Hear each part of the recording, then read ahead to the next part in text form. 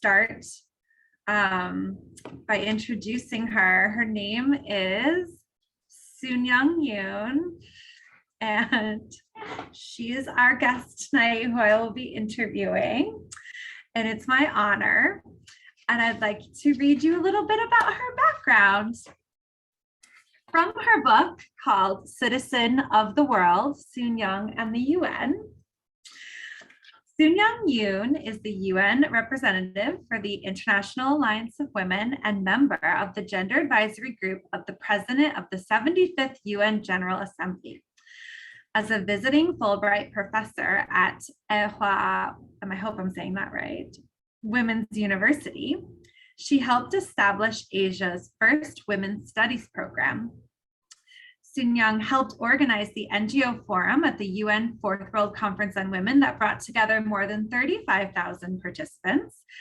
She previously served as the Social Development Officer for UNICEF in the Southeast Asia office and a social scientist at WHO's Southeast Asia Regional Office in New Delhi.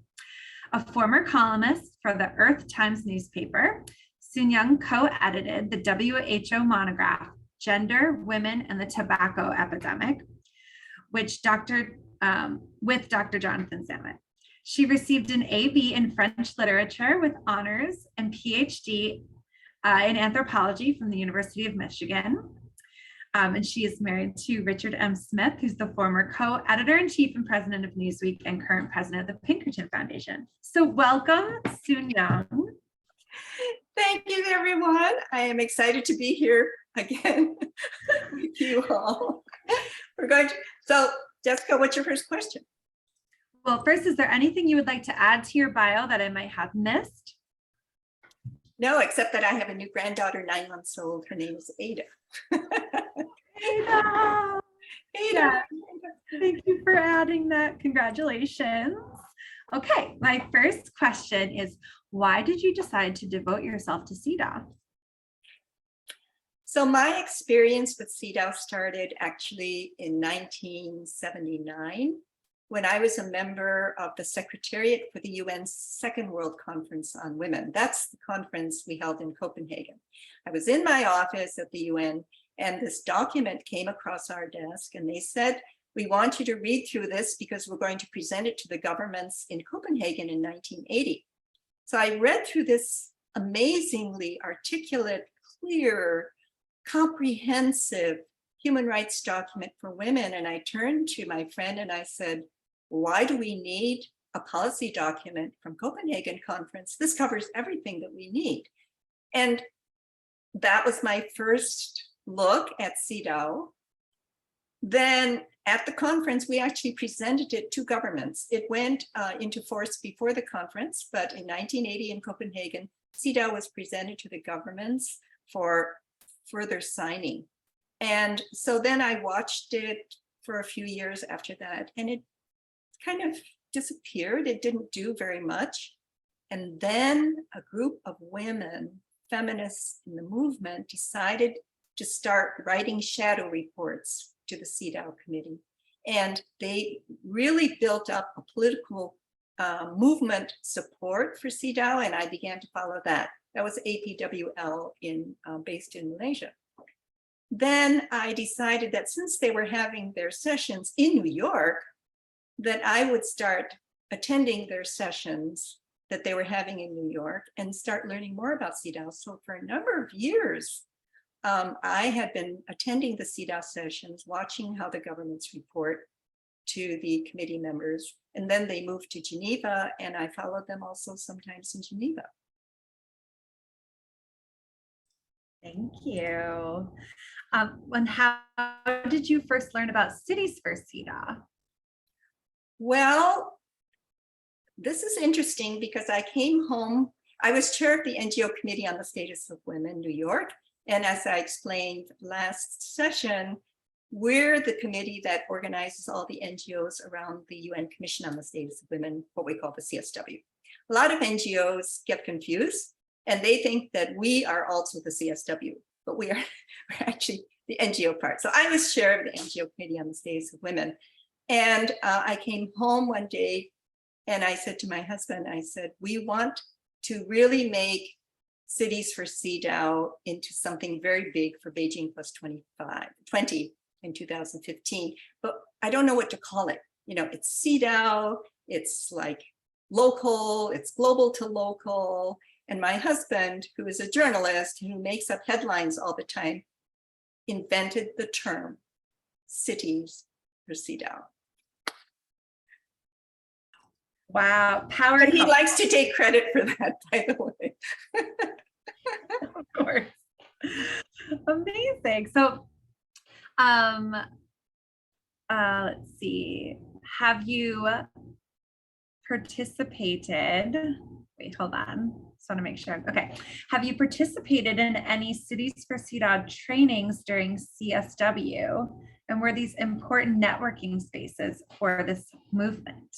Right. So next year, all of you need to come to CSW. It's going to be virtual. It's going to be a hybrid CSW on the NGO side. During the NGO CSW forum, Krishanti Demaraj and I always do a training. We do the training. We do a nice training on Cities for CEDAW, where we bring in different people who have been involved in the campaign, the very basics of what you need to do if you want to start a Cities for CEDAW event in your city. And we have been giving awards to mayors during the time that I was chair. So we gave awards during CSW. During the first day of the NGO forum begins on a Sunday. It's something we call the consultation day, and that's a sort of preparation day for us for the rest of the 2 weeks in March. And on that day, we would give awards to different mayors on Cities for CEDAW. Yes, I remember being at one where we gave an award to the mayor of Pittsburgh, I believe. Yes, yes. So who did you first contact? Or like, who did you work with to start this movement? Yeah, so it was really Krishanti. Krishanti is the person who if I had to have a label, I would say that she was the original mind behind the CEDAW in a city. And so Krishanti and I have been the people who have really thought together on this issue. But then we thought that knowing mayors, they actually know each other much better than we know them. And they like to do peer work, and mayor to mayor. And here we had an example in the United States of a city that had actually done what we wanted everyone else in the United States to do.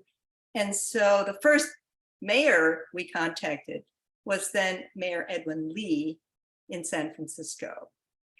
And we asked him to be the peer leader for the mayors in the United States. 2014, the National Conference of Mayors was going to be in San Francisco, and he introduced a resolution there, and helped very much by Dr. Emily Marassi, who was then head of the Department for Women in San Francisco, and by the NGO counterpart, which we asked the city to identify an NGO counterpart so they work together. She identified WIN, who now runs the website. That's how WIN came into the campaign. And so it was just sort of like letting loose the idea and giving them the pride of being the peer leader for the whole United States. And they did an amazing job of spreading the word. So in that National Mayors Conference, and I think we're thinking of doing one more resolution. There was a follow-up resolution at the next one. And I think WIN is trying to start to do another one.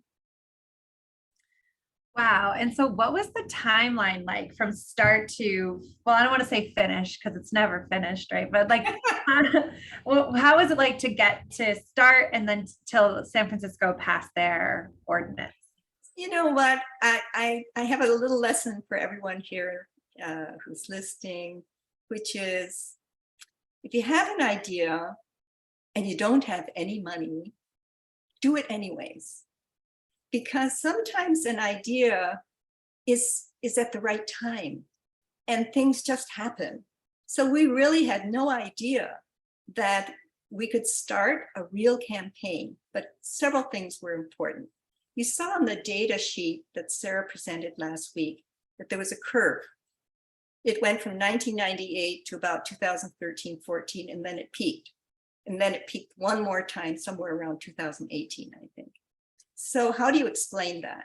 I would say that I was trying to think of a good name without diminishing the importance of the first event. But that first event was a little bit like the beginning. It was the origin.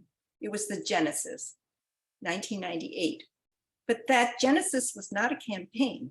It was focused on San Francisco, and of just a few, Berkeley heard about it, and then Hawaii heard about it. It wasn't a campaign. It was the genesis of an amazing idea. And then 2014, NGO CSW New York, when I was chair, we actually created a campaign. What do you do with a campaign? At CSW, you have 8,000 people, crazy feminists, men and women, boys and girls, they're all there. And we introduced the campaign there as an idea. And it took off. And then we asked Mayor Lee to organize it. So you need to have in a campaign a leader. And we said, we can be a connection, we can be the stimulus, we can be for a period of time, quite a long period of time, the coordinator. But we need leaders who are recognized by the people that you're trying to reach. And that's why it was so important to make a mayor the leader and a city the leader for this campaign. So that's also why we didn't claim fame, because I think in a campaign, you succeed, and in a movement, you succeed when everyone who is involved in it thinks it could never have happened without them. That is really the secret, I think, to a successful campaign. So everyone that you've talked to probably thinks that their city and their place was the thing that made it work. And that is the correct claim to fame that we wanted out of this. We had no money to give them. We said, this is going to be, there's a campaign called the 16 Days of Activism to Combat Violence Against Women, which started out with Charlotte Bunch's idea at Krishanti's Center. Krishanti has inherited that campaign. That was an idea for everybody to do whatever you could in whatever location with whatever funds you had, but just report it to the Center for Women's Global Leadership, and they would begin to list these campaigns on a calendar. That remains the 16 days. Do you know that there are entire countries which now celebrate the 16 days? There are UN agencies, UN Women celebrate 16 days, but with their own resources. And we use that model for the Cities for CEDAW campaign, saying you are locally going to figure out how you're going to organize your funding. We support you in every way that we can. We will connect you to the global process. We will come in and even do trainings with you, give you as many resources as we can. But it's really important that you invent this with the resources that you have, partly because it's the only way it can be sustainable. When you have large funding and you try to start something like this, you eventually usually run out of money, and then it dies because it's dependent on those funds. But they found, and each of these campaigns that you studied locally has found some local group that's willing, or the city itself, which is even better, to contribute the funds. Sometimes there are these things called women's foundations in US cities, and they're also very local. So in many cases, they pitched in with the funding. Explain. Yes, that is so incredible. Thank you so much for sharing that. I don't think I really even knew all of that, so thank you. And so I guess you touched on this already, but what were some important milestones for the campaign? Definitely the beginning, the origins. And Krishanti will tell you it wasn't her. She will say it was a group, a coalition that came back from the UN Fourth World Conference on Women in Beijing. And for at least 2 years, they worked hand in hand. They did all the public hearings. They did trainings for city officials. They worked with the then mayor, who is now governor of California, Gavin Newsom, he was then mayor of San Francisco at the time. And so they worked inside the city, outside, and they really prepared a structure and a set of criteria for a successful campaign, which we were then able to share. That includes, you must have legally binding is the best. Resolutions, mayors come and go, people forget, you can't really use it legally. So an ordinance, legally binding. Secondly, you need an accountability mechanism, something preferably within the city itself, which watches and makes sure that things are getting done. Third, you need some kind of financial commitment in that. And fourth, you actually should have a timeline, a plan.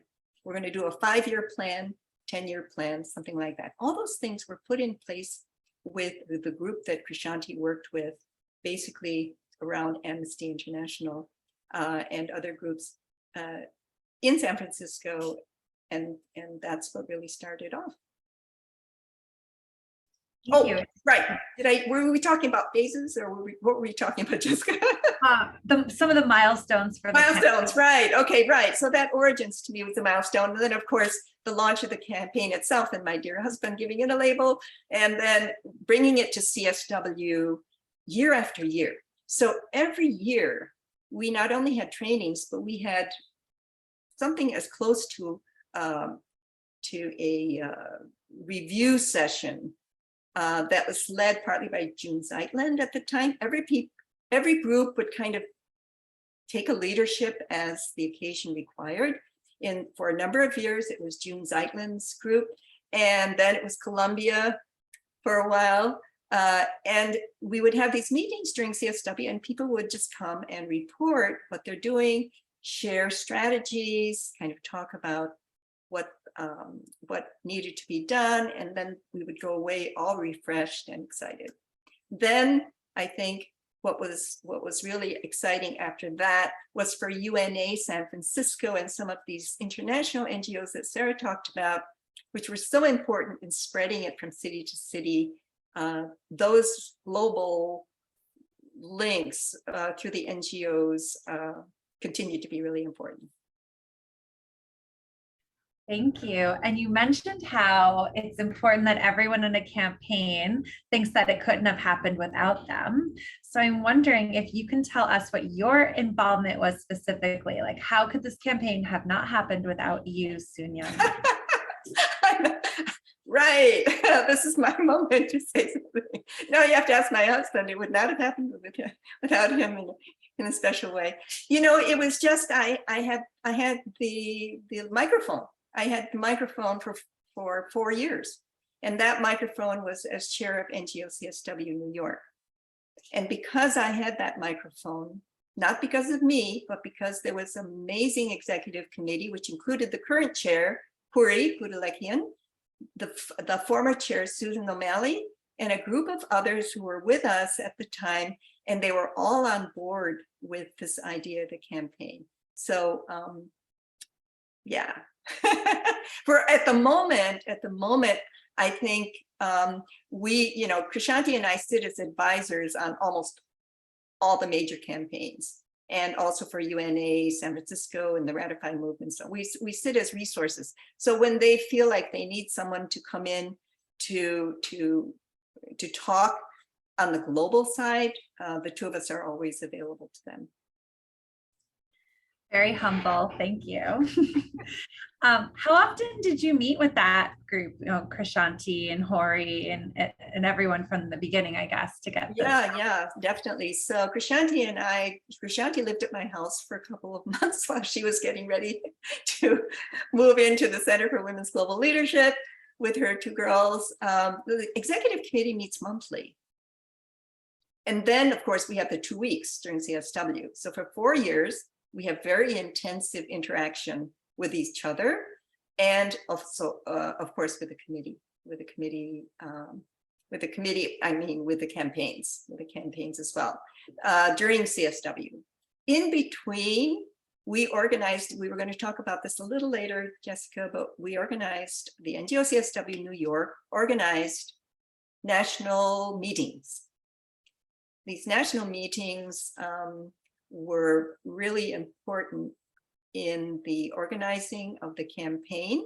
We included then the deputy director of the Office of Human Rights in New York, Ivan Simonovic, and Dubrovka Simonovic, who was former ambassador from Croatia to Vienna, most recently former rapporteur on violence against women, was with us from the very, very beginning. She was just wonderful. So she would come to the national meetings and speak on behalf of the UN and why the UN and the CEDAW committee are so supportive of this campaign. Thank you. And what were some of your biggest challenges in the campaign? Money. Oh, Money, which is, I just told you, I refuse to think about actually. And it's still the case, I'm afraid of money in this campaign. And yet at the same time, I know it's really important. And I think Sarah brought up a good point too, is that she's missing seeing a structure to the campaigns, like who's really in charge here and who's really speaking for the campaign. Those are all things which at some point may appear in a campaign like this. Myself, I love it that even a new generation of young people are coming into the campaign and making guidebooks and briefing papers, speaking in some ways for the campaign from their own point of view. And I think for a period of time, it has to continue that way. I think that maybe it's time for another national meeting. I was thinking of something like a summit, which would be a little bit higher level than just a meeting where we include more of CEDAW experts and so on. But if you have ideas, put them into a poem for August 1st. That includes you, Jessica. Yes. So I wanted to ask how you overcome these challenges, but you mentioned a national meeting, a summit, any other ideas for overcoming the challenges of money and money? Yeah, I recently, having been in Toledo, the day that, let me describe Toledo to you a little bit. So I got a message saying that Toledo, Nina, who was with you, contacted me and said they were going to do this ordinance in Toledo and would I come down for the ceremony. Of course, I flew down there and was so excited. And on that day that we did the celebration of the ordinance, they launched at the same time a brand new Women Business Council. So I thought that was interesting. And why did that make sense? It turns out that the mayor himself, who did a video that Jessica is going to share with whoever's doing Toledo, he did a video for us in which he talked about this Toledo's CEDAW. He said at that meeting, ending discrimination in our community, which is highly Arab American, African American, Asian American, plus a whole immigrant community of which he was a part generations back from Eastern Europe, very diverse community, but ending discrimination was a high priority for them. He said, if we can release the resources of women's education and bring everyone on board, this is good for the economy. So linking the Women's Business Council with this event was so interesting because it's clear the Women's Business Council felt as though CEDAW was also their agenda and was going to, and his argument was, this is going to help us build our economy. We're going to get more diversity. We're going to get more communities. We're going to end poverty and inequality, economic inequality in Toledo. What a wonderful ambition for business to think about. So I think some of the resources that can come to the campaign can come from the private sector who are committed to human rights. One example of that came from San Francisco, where they ever since they started, pretty much since the very beginning, there are a group of women and men leaders who are called the Friends of the Women's Commission. And every year they do a huge fundraising event and give awards, CEDAW awards. Give them to state senators, to the head of the police department. They give them in like 12 different categories for environment, education. This is a wonderful scheme that they have. I attended one. I actually received one of the CEDAW awards, $100 a plate, very reasonable. And in one of the sessions, they gave an award to Akiko, who is Jerry Yang's wife. Jerry Yang was the founder of Yahoo. And after the meeting, Jerry turned to me and he said, "Can you tell me why the United States has not ratified CEDAW?" So you had in the room, not only everyone who paid $100 a plate, you had a room of people who learned what CEDAW was at the same time. And Friends of San Francisco have been doing this for over 10 years. How many people now in Silicon Valley, in the business sector, in government, it's state government, have received these awards and understand what CEDAW is? So to me, that's brilliant. And most of the people who are in that group are a mixture of public and private citizens. So look, if you look at the website of San Francisco, the Friends of the Women's Commission, the department, Women's Department of San Francisco, you'll see that they do amazing things. Wow, that is so brilliant. And I'm going off script a little, but I'm wondering what your answer was to Jerry when he asked you why the US hasn't ratified CEDAW. I said, "Jerry, make Akiko make it happen." Good answer. That's all. I mean, don't ask me, just do it. Right, great answer.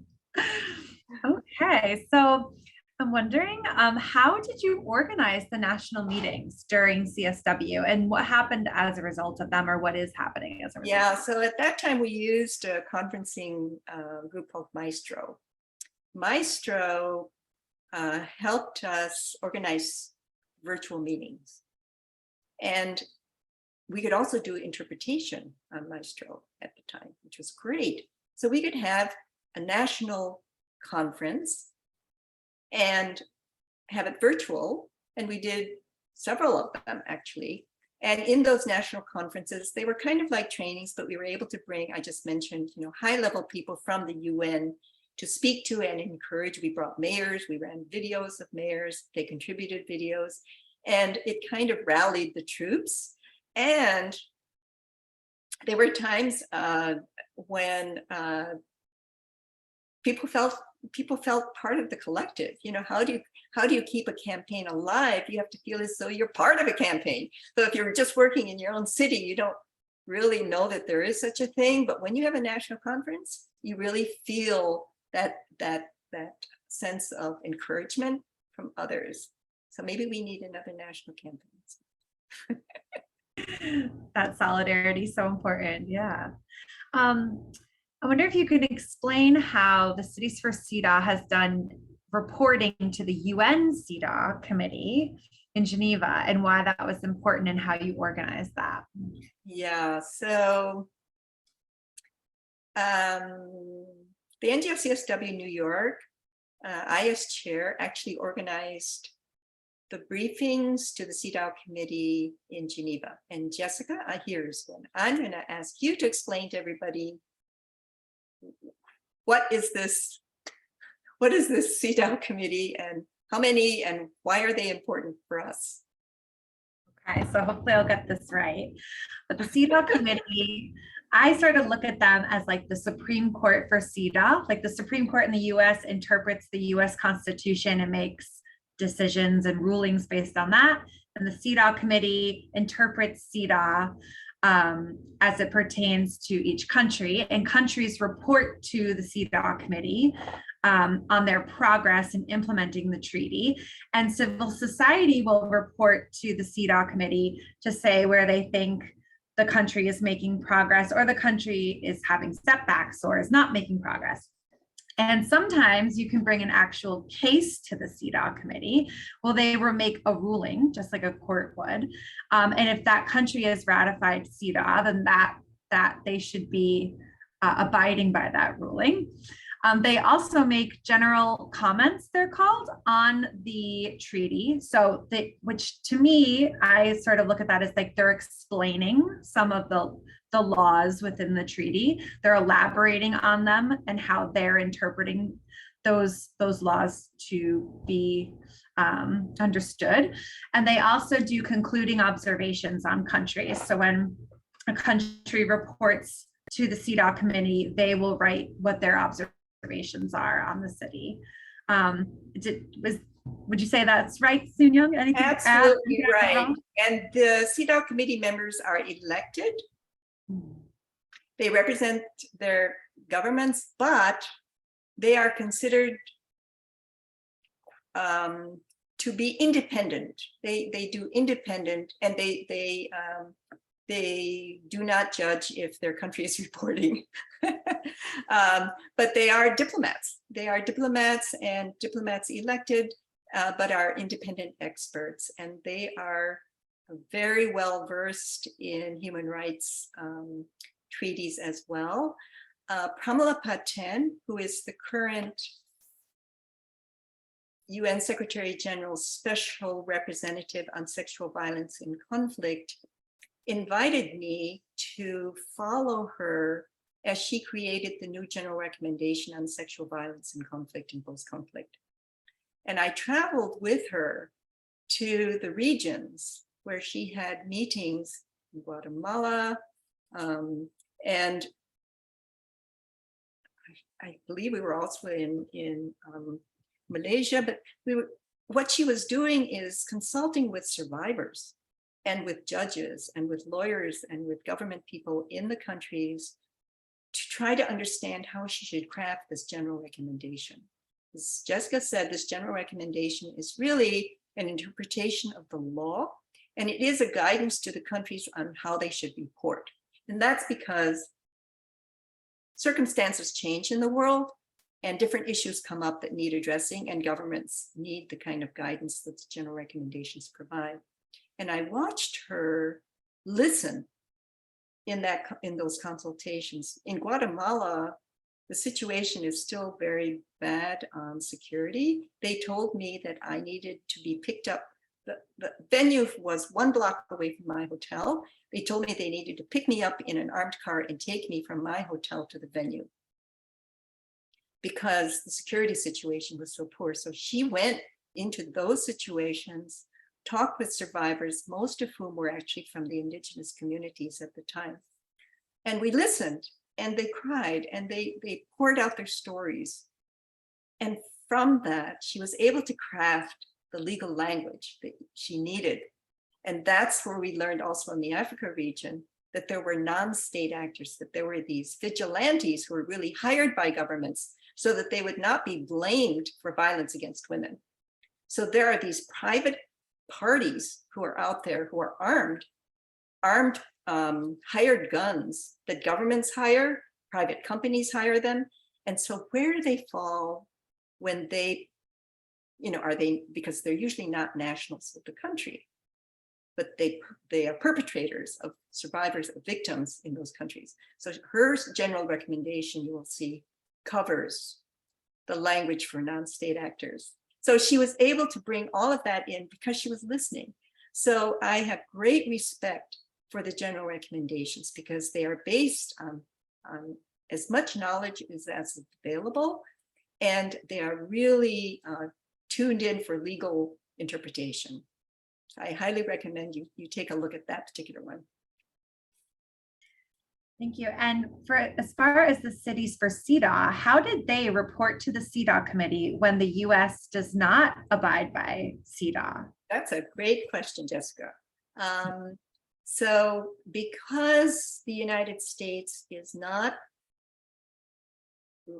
ratified, that is precisely why we wanted the campaign in the United States.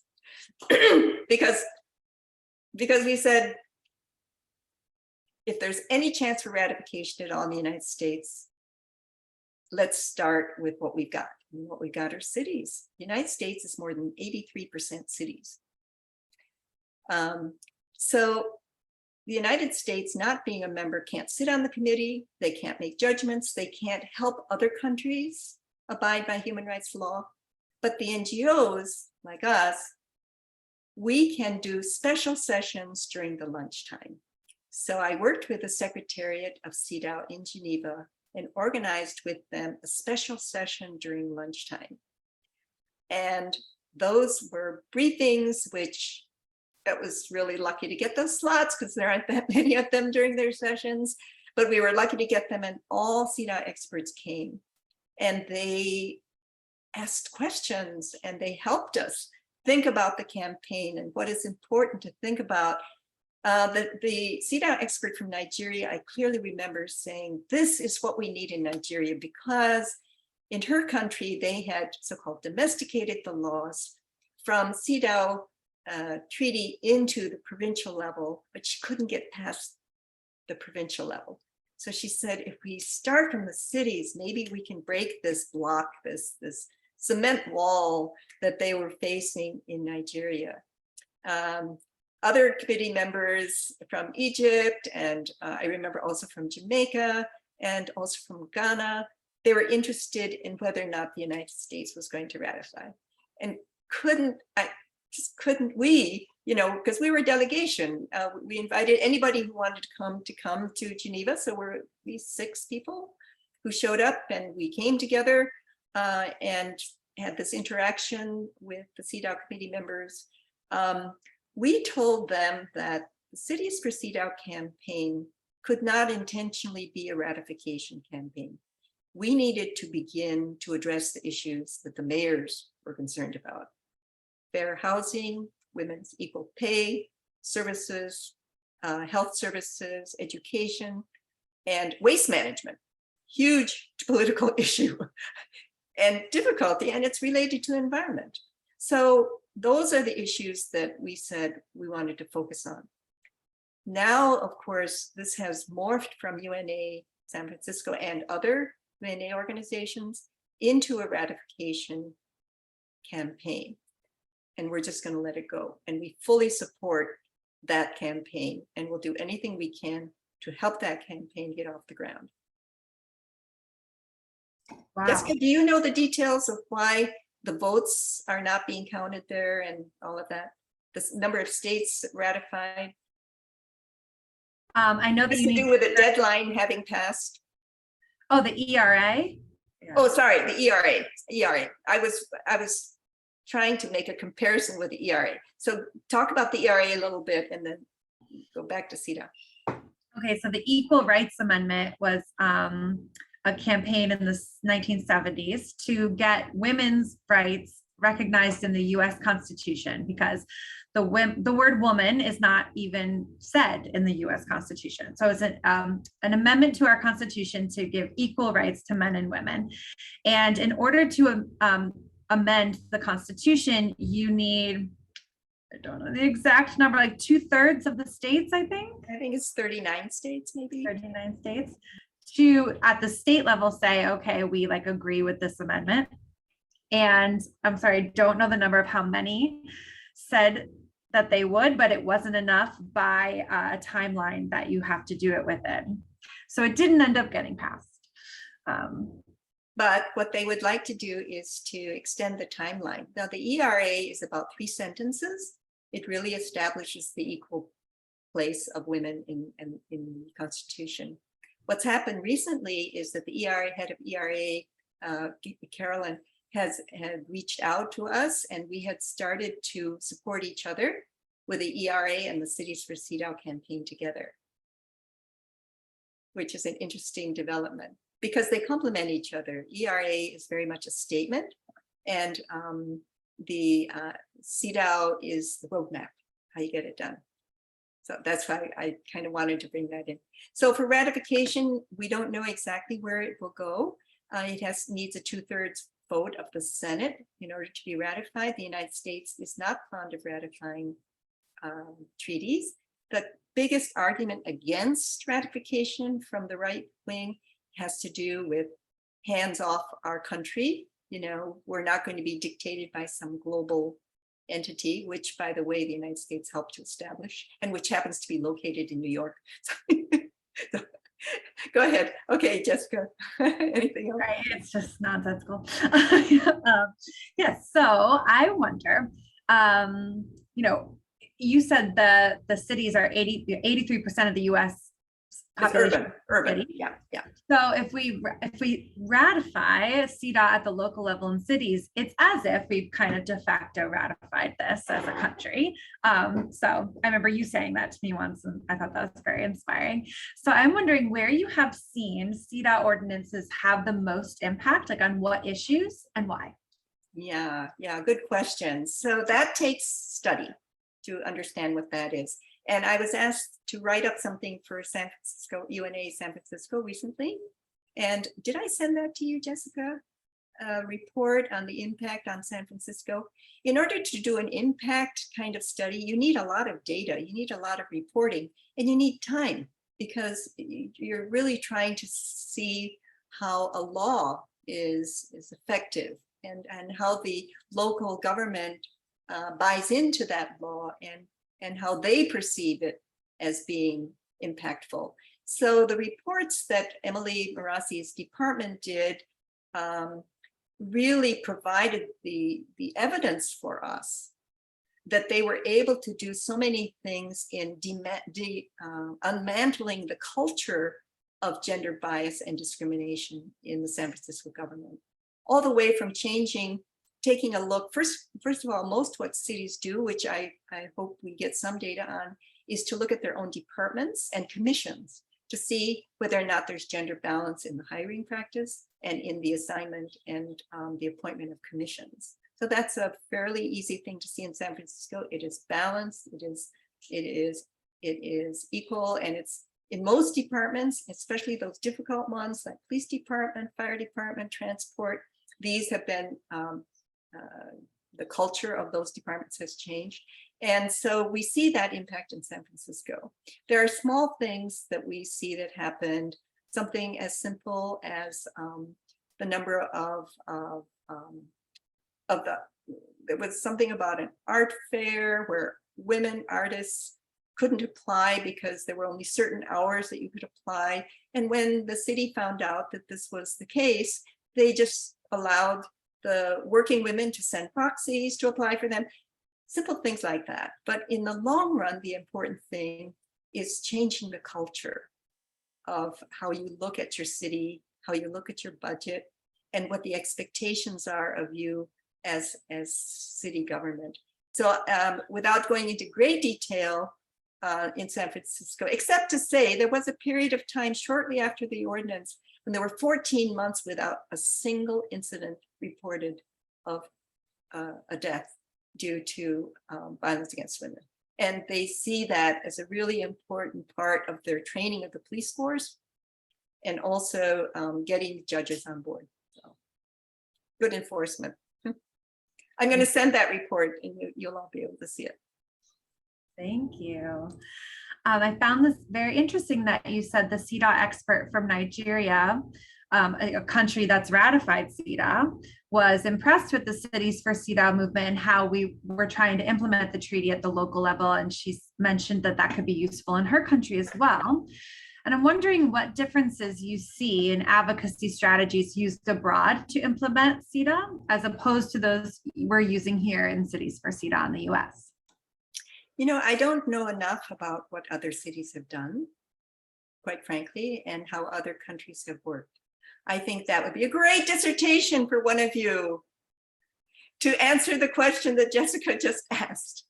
What is the difference in strategies between some of these countries? Great dissertation question. Here's my guess. My guess is that after signing, many governments then go through a process of reviewing the national laws at a national level, because they have to do that in reporting to the CEDAW committee.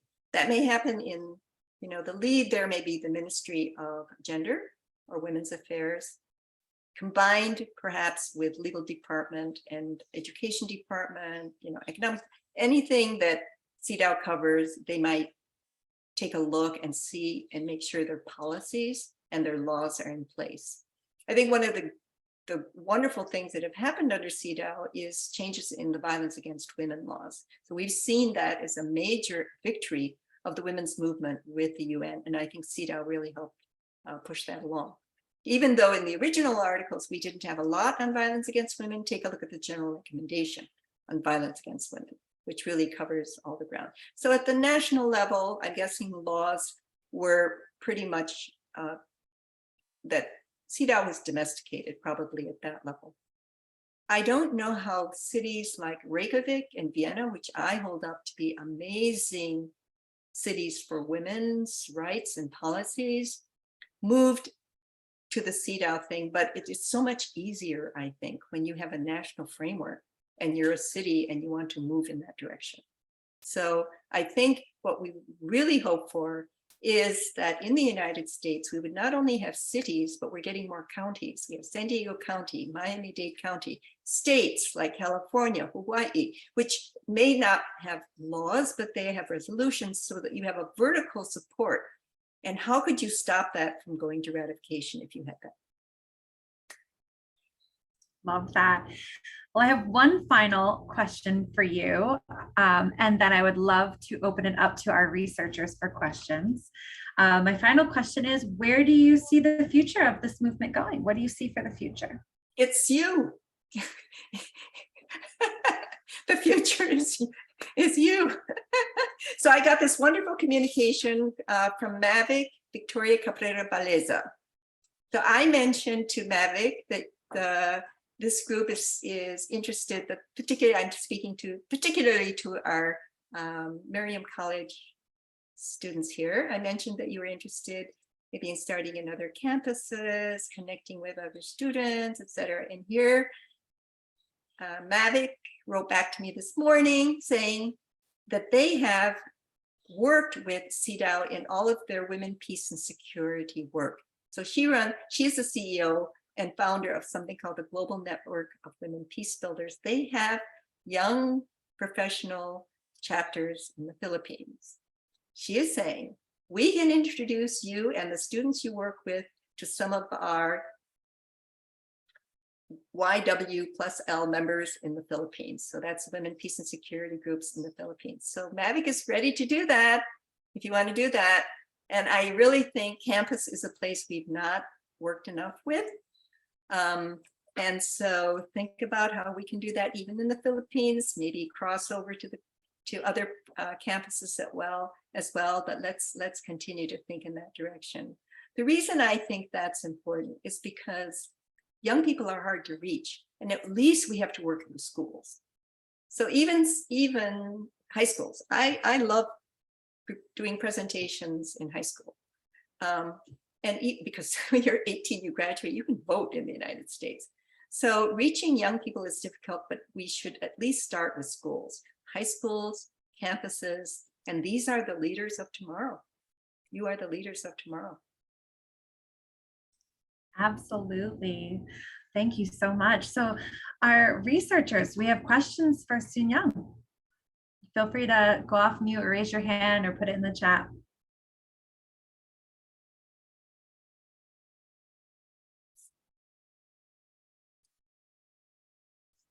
I don't see any burning question. Oh, yes, Lillian says, what is your vision or hope for this project? Project long-term, yes. So what's going to happen? So August 1st, this project, this phase will end. What you've done is you've really created the foundation for another phase, which will have to happen through September, October, November, December, where Jessica will still be involved and probably another group of interns, possibly, much smaller group, where we will carry on the same kind of archiving in greater depth.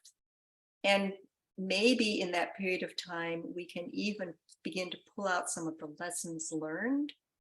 And Krishanti and I have in mind to take some of this material and make it into a training for the next CSW. So you have helped to create the materials and the database in a way.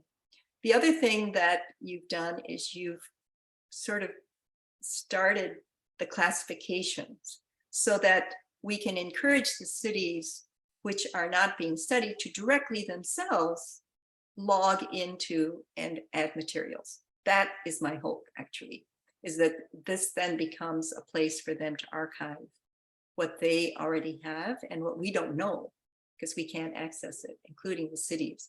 That is the futures part, because from that, if we get really accurate database and a history reconstruction, really understand what it is that we're, what makes things work and why do things fail, that really allows us then to help Boston and Washington, D.C., two cities which could go in this direction, but would like stronger basis and knowledge base to do that.